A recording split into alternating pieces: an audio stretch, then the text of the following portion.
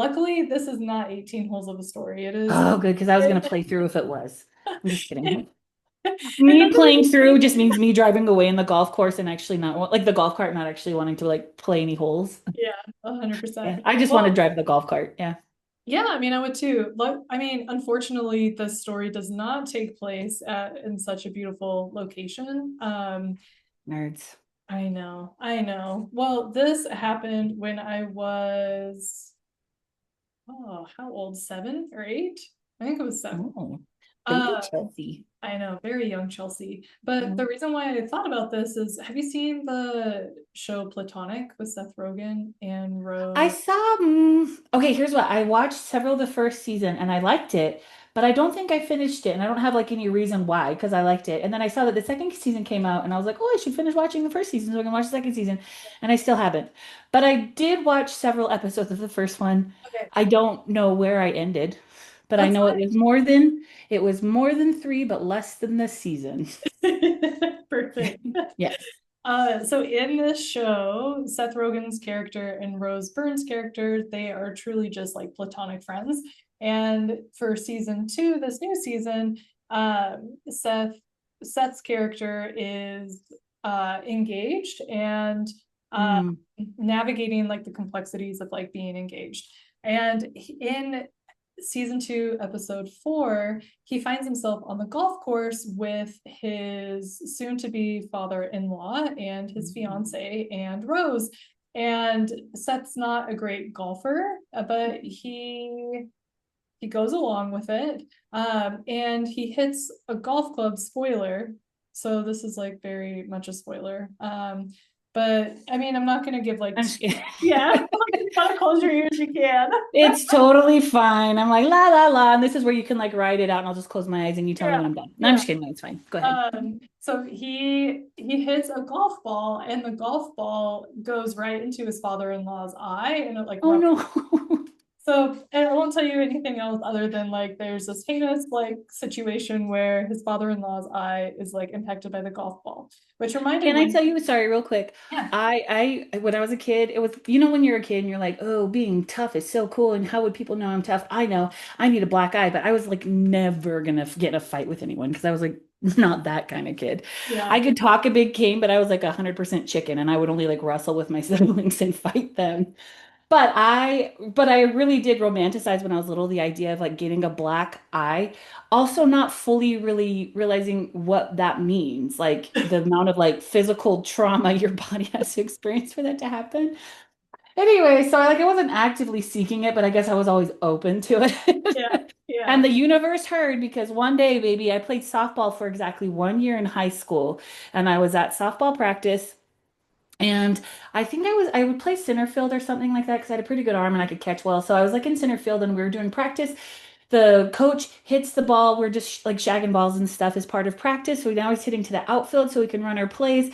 But it's also after school, the sun setting and the way that the field was setting or the field was set up is it was clearly the home plate was facing west because I see the ball, but then it gets lost in the sun, which is now like across from me. So I'm just kind of going like in the general direction. And I didn't wear glasses at the time. And so all I know is it's lost in the sun. I'm trying really hard not to like look at the sun, but also see enough of the sky around the sun to know when the ball's coming back.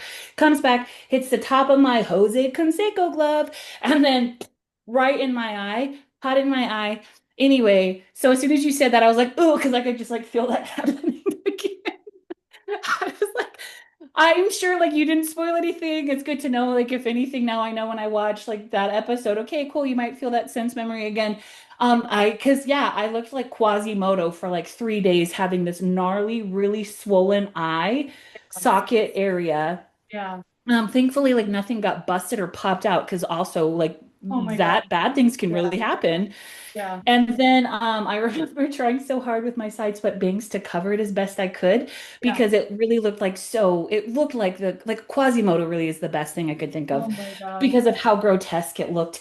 And I remember trying to be so cool. So like people when putting my hair over my eye like Jessica Rabbit, so like no one would ask me a lot of questions because in that moment I was like, oh, because you also may not immediately get a black eye and you may end up with this instead. And then I remember in percussion, I was the only girl in percussion that year. later, and it was me and like a bunch of other dudes, and like, so like, but I didn't really like care about any of them and like, oh, what do they think of me way. But I also still felt like some sort of like pressure, I guess, as far as being the only girl Yeah. and everything like that. And I just remember at that point, I felt like everyone had figured it out, and I already had to explain myself a million times a day about why my eye looked so horrible and hideous and all that kind of stuff. But apparently this one guy didn't know. And he was like, "Hey Casey, can you pass me like the mallets or whatever he needed to play the instrument?" And I did. And he was like, "Oh,"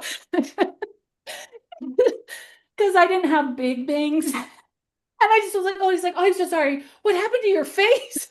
I was like, "Oh." Anyway, but guess what? After this swelling went down, I did have a nice, cool black eye. It just took probably 2 to 3 days for all the swelling to go down so I could just reap the benefit of having a nasty bruise under my eye without all the other physical symptoms that led to the bruised forming. Oh my Anyway, God. sorry, golfing. He No, hit his this bottom is on the perfect. eye. No, this is perfect because like Yeah. honestly, like any sort of like trauma to your face is like so it's like such a visceral memory and you Hmm. just sticks with you. Yeah. Yeah, it just sticks with you.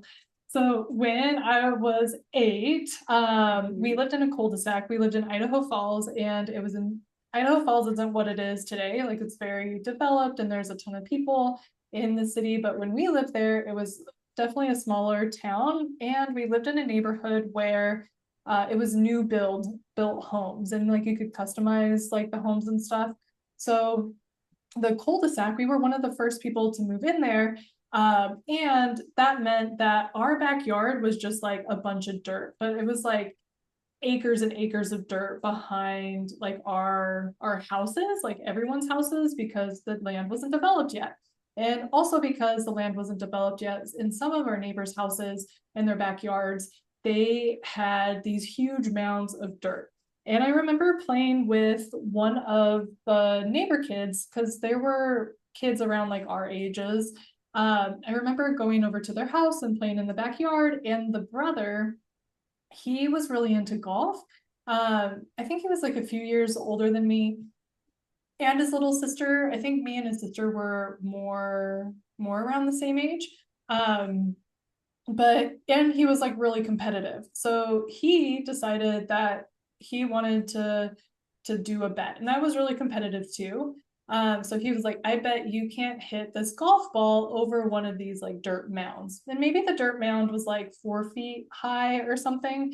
But I was like, yeah, I could totally do that. Thinking in my mind, this is also an ADHD thing of like, I've mini golf before. Like, how hard could this be? You know? 100% where you just like overestimate your ability because you don't realize like the change in context, how might that Yes. affect what you could do. Yes, Hmm. 100%.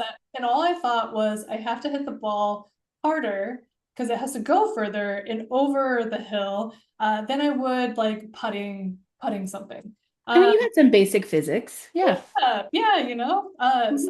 I was like, you know what? I'm gonna take you up on this, and you're gonna see me just succeed at this bet. I don't even remember what we bet, but I was like, I'm gonna be a winner. So I he gave me the golf club, he put the golf ball down, and then his sister and him were standing behind me. And I looked and I was like, y'all need to like scoot back more. And he was like, oh, we're fine, just hit the ball. And I was like, no, you guys need to like really scoot back more, like you're too close. And he's like, no, we're fine. And I pushed one more time.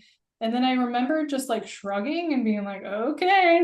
And I tried to hit the ball as hard as I could. And I, when I swung the golf club back over my shoulder, it hit him in the forehead. All I heard, and it like hit him right like there, right above his eyebrow, and all I heard was like a scream, and then him holding his face and running into the house to his mom with his little sister behind him, and me being Chelsea, and going to worst case scenario of like, holy shit, like what did I just do? This is like the worst thing I could ever do. Also being like, I don't ever want to do any harm to people, and so like the knowing that, one, I asked them to step back and they didn't, two, like it ended up getting him hurt. In my mind, I was like, he lost an eye. Can He I tell you, when you said this, my first thought was, did his eyeball pop out? Because in my little ADHD brain too, as a child, like 8-year-old Casey would have been worried Yeah. that somehow his eye ejected and was like dangling as he ran Yes. inside. Yes. Okay. So Hmm. I'm just like there conjuring up this in like seconds, right? And then I Yeah. see them run, and my flight response just like kicked in, and I was like, I've got to get the fuck out of here. And so I just like bolted home and then ran inside really quick. And then went into our bathroom and locked myself in the bathroom and just sobbed and sobbed and sobbed until the mom ended up calling like my mom and said like, hey, this is what happened, we're going to take him to like the ER to get some stitches or to the doctor.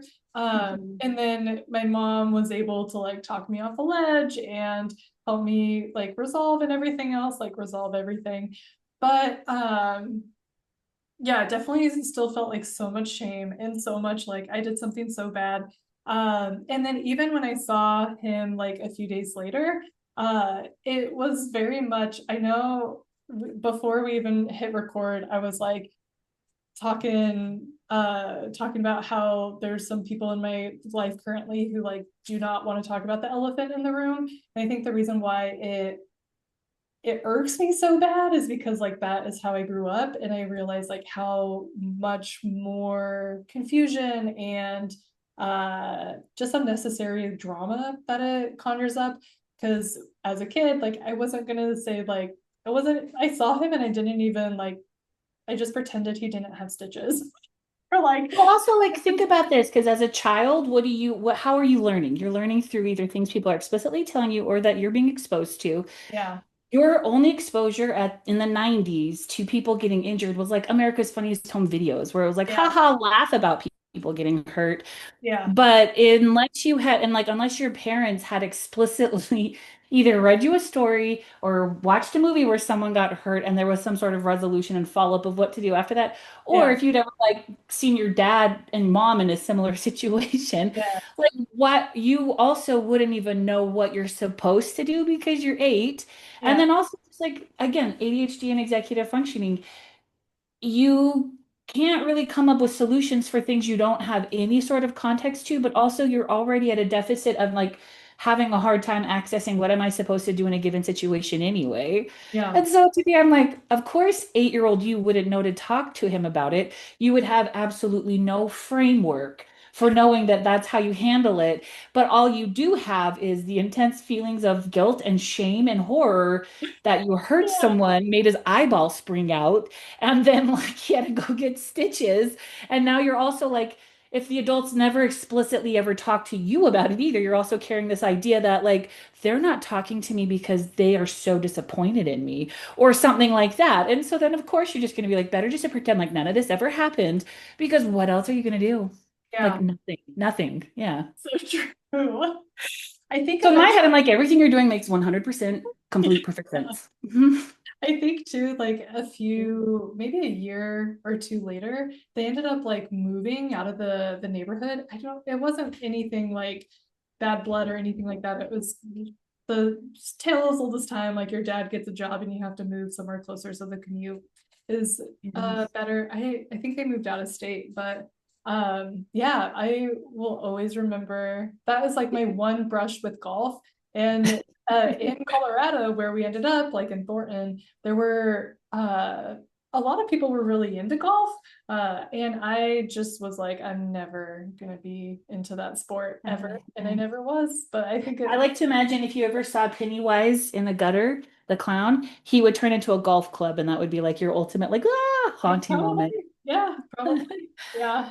But I know you didn't talk. Sorry, I interrupted your story when I was like, okay, 8-year-old context and reaction totally makes sense to me. But did you ever talk to him again ever, or was that like the end of your relationship? No, we talk to each other every once in a while because like we were at the same elementary school. But we Mhm. were in different grades and I was more friends with his sister than him. And so I would mostly talk to his sister. I think because the guilt and the shame of I hit this kid in the head and he's gonna have like this gnarly scar for the rest of his life. Um, Hmm. I think that was also me trying to protect myself of like I'm just not gonna like talk to her as much and like kind of like self-preserve there. But I don't think we were ever like really close. And I don't know. I'll ask my mom the next time I talk to her if it was because we were different ages or because of that incident. She might have some more Or clarity. yeah, like now you're not allowed to play with each other anymore. Yeah, yeah, yeah. How But many stitches even was it? Do you know? it was like maybe 4 or 5. That's listen, I mean, it's still stitches, so I don't want to brush it off. But also, as far as stitches goes, that's honestly not that bad. Yeah, it wasn't Yeah. too bad. I think it was like bruised, obviously, because it was like Yeah. blunt force trauma. And then also like a I mean, and cut. anything that involves your head because where your brain is, obviously, it's Yeah, really scary. yeah, But it's like, yeah, as far as like an 8-year-old injury goes, like it's a pretty easy one to bounce back from. yeah. And I did not have the strength that I do now, type of a thing. So like an 8-year-old giving it like as much like gusto as she could, it probably wasn't like enough to do any like severe concussion or like Oh, anything 100% like not. that. I was gonna say yesterday I worked with one of the students at my school and he's 8 and he was blown away when I picked up a chair. And he's like, "You can just pick it up? How come?" And I was like, "Because I'm an adult and like I have experience picking things up and moving things. Do you exercise?" "I do. That's why." And it was literally, You have it's not a folding chair to be fair, but it was like one of those chairs with like built-in arms and like a cushion. yeah, So they are a little bit heavier than just your yeah, standard classroom chair, but yeah. yeah, it just blew his mind. And so again, for like a benchmark of how much strength does an 8-year-old have? If me picking up a chair that maybe weighed like 15 pounds blew his mind, Yeah. yeah, there was only so much damage you could really do to him. Yeah, it Yeah. definitely, yeah, I think it was just like bad positioning and it just, yeah, but And honestly, to be fair, you gave him warnings. I did. When I look back at that, because like for a long time I beat myself up about it, but there was always a part where I was like, no, I literally asked him 3 times to stand back. Well, can I tell you? So, like, this is how my brain worked through that whole story. I heard you, and I 100% felt you're like, I don't want to hurt people, but I also love that you're like, I don't want to hurt people, but I also need to preserve my own safety. And so you ran away, which would make it easy for someone to not think that you really did care that he was hurt. And Yeah. then again, my other thought was, oh my gosh, did his eyeball pop out? Because that was 100% a worry that I would have had. And then my immediate thought was, well, if I get in trouble for this, my little neurodivergent Justice League action hero popped out in my head where I was like, hey, but I told you to move, buddy. And Yeah. so, like, fair is fair. If you were still there and you got hit, that's on you, buddy. Yeah. And I so think it's that's like what the I was whole like. evolution of thoughts that I had in my little 8-year-old neurodivergent brain, too. I was like, I 100% get it. Yeah. Yeah. And I think that's why I was like so sad about it. And because I remember like just crying, and I don't think I've ever cried that hard before, like Yeah. just like feeling such a visceral reaction. And just like the uncertainty of like, am I gonna go to jail? Like, am I gonna like do like just worst No. case scenario, right? Mhm. Of what do I do? But I think that's what when my mom finally like got me to open the door, I just told her, I was like, I told him to step back.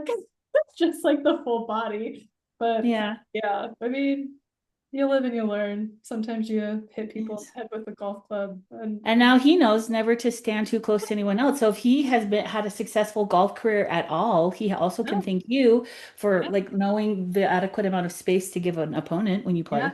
it's true. It's true. So, you learned from each other. It's true. Oh, well, thank you, Casey. Also, tell your friends to step back if they or don't be in the line of fire. If you're I was gonna say you could also this would be like another solution I might offer if you were a student of mine in this situation and I were witnessing this happen and the person was like, no, I don't need to move back. Probably one of the ways I would have handled it now as an adult, and I know I fully realize you were unsupervised, so this is not at all a judgment, is like, okay, how about you just Chelsea, you do a practice swing and then let's see. And then that would also give the kid behind you like more context for like, oh, I do need to move. it's true. But anyway, that's just like my little teacher brain turned on and I was like, this is also a way. Yeah. Yeah. Yeah. Yeah. But like as an 8-year-old, why would you think of that? That's a solution that an adult thought of, you know? I know. But oh Yeah. well, here we go. Oh well, he's Yeah. fine.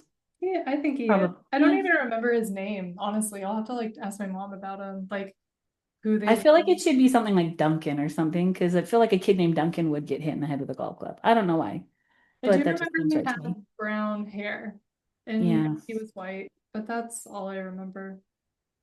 Yeah. But Well, now he's like Harry Potter, brown hair, scar on his forehead. yeah. I hope it was as cool as like a Yeah. lightning bolt, but well, thanks for Yes. joining me on this hole. Oh, Let's my just go pleasure. play Peru. Let's just Let's, like you know what? Let's just go to the hop in the beach. golf cart, drive down to that beach that Yeah. didn't exist in your story. Yes. I like that. Let's go. See Yeah. ya. Yeah.